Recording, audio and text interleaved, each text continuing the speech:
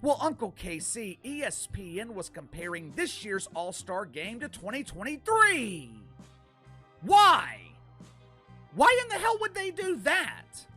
I'll tell you why ESPN did this. This is another example of the mainstream media protecting the WNBA. This is another example of ESPN polishing the turd with this dump of a league. With Caitlin Clark sidelined for the WNBA All-Star game, the league faced its biggest test yet, and failed. This was supposed to be the moment the players proved they were worth the spotlight and the salary hikes they've been demanding. But what actually happened sent shockwaves through the fan base. It wasn't just the on-court performance that got exposed, it was the media manipulation behind the scenes. And ESPN got caught red-handed. The viewership numbers came out, and once again, ESPN went into full spin mode, cherry-picking stats and running cover for a league desperate to pretend its growth isn't tied to a single player. They didn't exactly lie, but they didn't tell the truth either. And Caitlin Clark's fans, they saw right through it. Let's break it all down. Three-point contest. ESPN, ABC, and Disney score the historic viewership for the 2025 WNBA All-Star events. Friday, July 18th, ESPN airs the most watched WNBA skills and three-point contest ever, averaging 1.3 million viewers, which is up 89% versus last year's WNBA skills and three-point contest, up 89%. Right after the 2025 WNBA draft, ESPN proudly declared a 119% increase in viewership. Sounds amazing, until you look closer. That spike? It wasn't compared to 2024. It was compared to 2023, the year before Caitlin Clark's historic draft appearance drew 2.45 million viewers. If they had compared against 2024, the actual year-over-year comparison, the truth would have looked a lot uglier. Viewership was down 49%. But ESPN skipped that. Convenient, right? And it wasn't a one-time slip. During March Madness, ESPN pulled the same move. Early rounds? Compared to 2023. But once they got to the Final Four and national title game, where Caitlin had dominated in 2023 and 2024, they stopped comparing. They simply called it the third highest ever. Technically true, but only because 2023 and 2024 were first and second. They didn't want to say that viewership dropped by over 10 million. So, what happens when they actually tell the full story? They'd have to admit Caitlin Clark's absence causes a drop in viewership so big it shatters their narrative. And they can't have that. So instead, they cherry-pick and hope no one notices. But they did. It's fine to just say, just post the ratings. But, like, it is another situation than pretending like Caitlin Clark doesn't exist. What ESPN failed to realize is this. When you try to hide something, you make it louder. That's called the Strand effect. Every time they skip over Caitlin's name, every time they pick the year before she entered the league, her fans spot it instantly. And instead of quieting the conversation, it explodes. The result? A growing awareness that this entire operation, the ratings, the sponsorships, the economic boom, is being carried by one player. And the harder ESPN works to downplay her, the more obvious that becomes. I just said we would not be talking about Caitlin Clark the way that we do if it wasn't for that moment with Angel Reese. And I will die on this hill. I will die on this hill. I was with you until that. I will die on this hill. I will die on this hill. But it's not just ESPN. This runs deep. The league, the players, the coaches, they've all tried to mute the Caitlin Clark effect. When she won Time's Athlete of the Year, the backlash came fast and loud. Not because she didn't deserve it, but because others wanted a group photo. Suddenly, the award was about collective representation. The same people who applauded solo covers for Aja Wilson and Brianna Stewart wanted Caitlin to share hers. Why? Even her own coach couldn't give her clean praise after she won an ESPY. In the middle of what should have been a proud moment, Stephanie White started naming every other WNBA MVP as if Caitlin's achievement needed to be diluted. That's how fragile the ecosystem around her has become. Even praise has to be politically negotiated. I can't imagine, folks, you know how many NBA players can get injured? And the prices would never drop to this low. LeBron James can be injured, Steph Curry could be injured, Kevin Durant could be in, and the prices still will not drop to be this low. $75?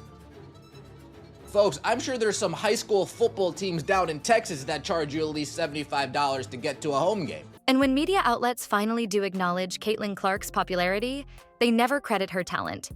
Instead, it's always framed as a moment, a rivalry, a viral clip. Angel Reese made her famous. The Wave made her famous. Anything but her game. And if you thought that was bad, it gets worse. Suddenly, Clark's fans were branded the real problem. Toxic, hateful, racist. Players complained they were being heckled at work, as if that wasn't part of every professional sport on earth. The Phoenix Mercury even implied Indianapolis wasn't safe for players, taking a shot at the same city that sold out arenas because of Caitlin. It's bizarre. The league is trying to diminish the one player responsible for its revival and punish the fans fueling that revival. All to protect egos. But here's the thing. When those fans tune out, so does the money.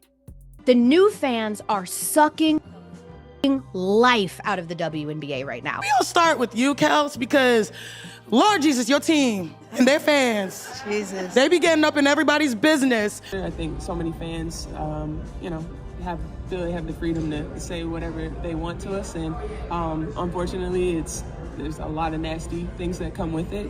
They don't have people coming to their job saying these nasty things. So, we definitely have to protect the players better. Right now, the players are in the middle of a high-stakes CBA negotiation.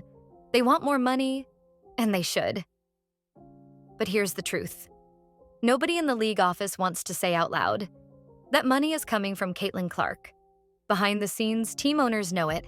They're watching the numbers drop 50% when Clark doesn't play. That's not normal.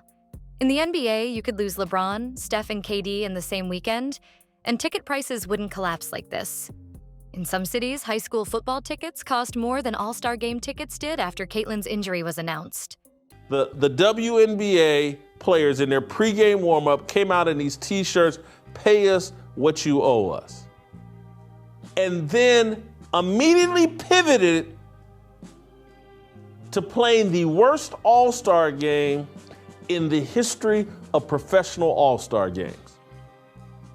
They took the court in T-shirts. "Pay us what you owe us. We're underpaid. This league has lost millions of dollars, but we're underpaid. Pay us what you owe us." And then they served up a doo-doo sandwich to sports fans. The league thought it could prove its independence over All-Star weekend. Maybe they didn't need Caitlin to break records. At first, it looked promising.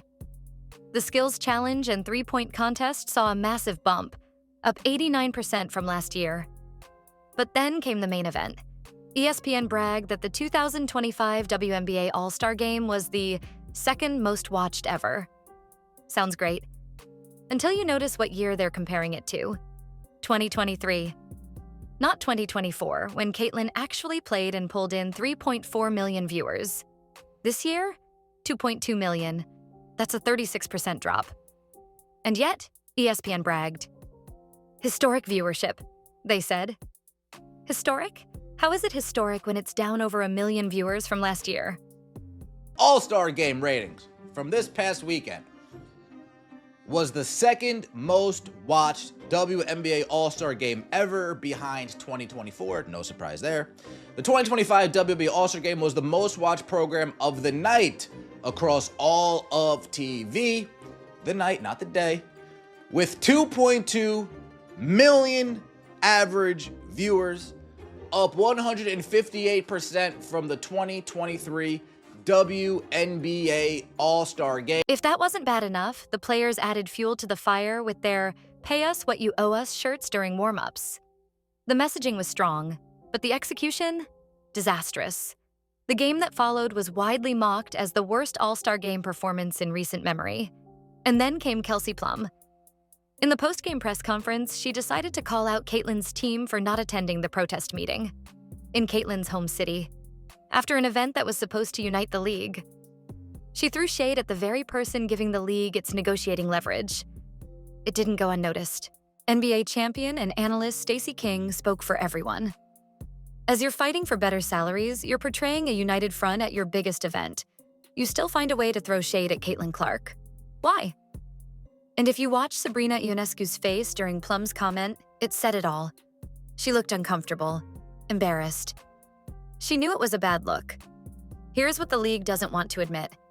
The owners are watching, and they're doing their own math. If Caitlin had played in the All-Star game, not just sat on the bench, they wouldn't have just matched last year's 3.4 million viewers. They would have shattered it. Games featuring Clark this season have pulled in 2.7 million, 2.2 million, and 1.7 million, regular season numbers.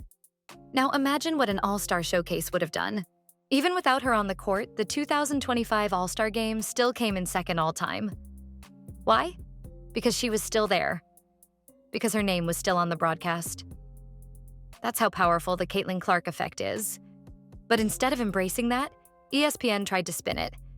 Instead of thanking the fans, they insulted their intelligence. Instead of rallying behind their star, players took potshots. And instead of owning the dip, the league pretended it was a win. That's not just frustrating, it's insulting. The league is going to make more money. That's guaranteed.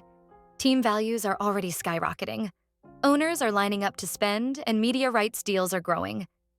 But the players could make even more if they stopped alienating the people making it all possible. It's not hard. Acknowledge Clark's impact. Welcome the new fans. Stop with the gaslighting. Because the more they resist the Caitlin Clark effect, the more undeniable it becomes. And the longer they ignore it, the longer she'll remain the only player that matters. If you're still here, drop a goat in the comments, because that's what you are. And if you're tired of ESPN's tricks and media spin, like this video and subscribe to The Caitlin Clark Show so you never miss a moment.